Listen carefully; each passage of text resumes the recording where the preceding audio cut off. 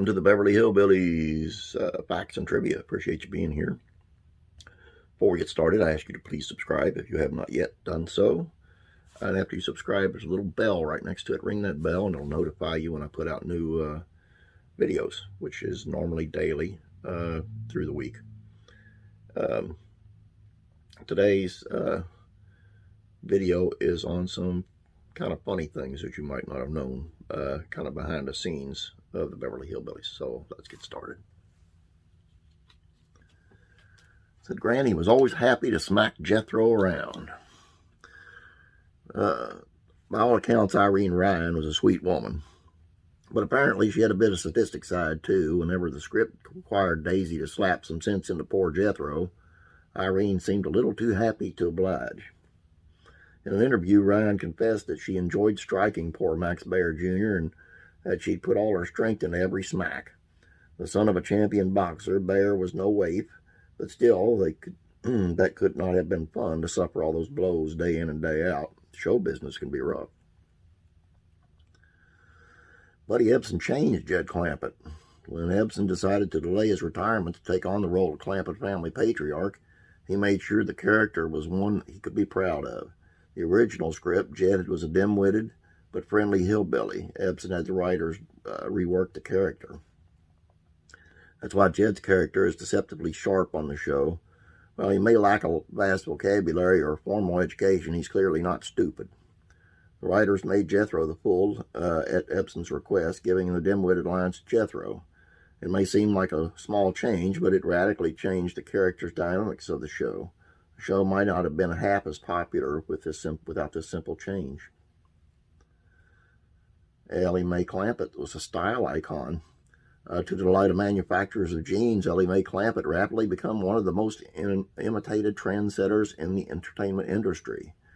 After audiences saw Donna Douglas in her signature style denim began flying off the shelves, by the end of the first season, blue jeans were all the rage.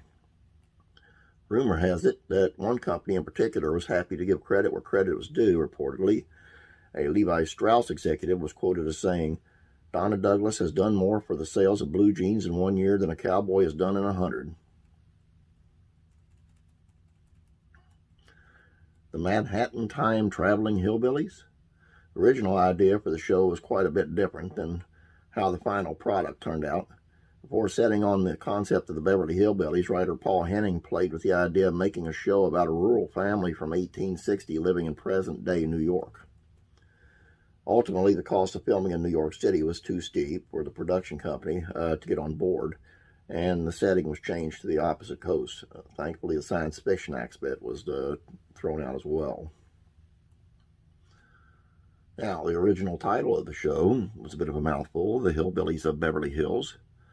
It just doesn't have the same ring to it. This name only appears in unaired versions of the pilot episode. It's unclear who came up with the shortened, punny version of the name, but they definitely deserve some praise. With one of the catchiest titles in television history, it's hard to imagine the show being titled anything else. Apparently, the producers agreed, and by the time the show went on the air, the episode was reworked and the new title was used. And last but not least, Max Baer Jr. had a difficult time putting Jethro behind him.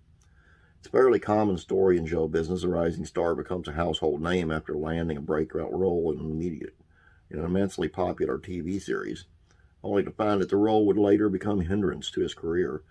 Unfortunately, Baer was typecast as Jethro after his 9-year run on the Beverly Hillbillies.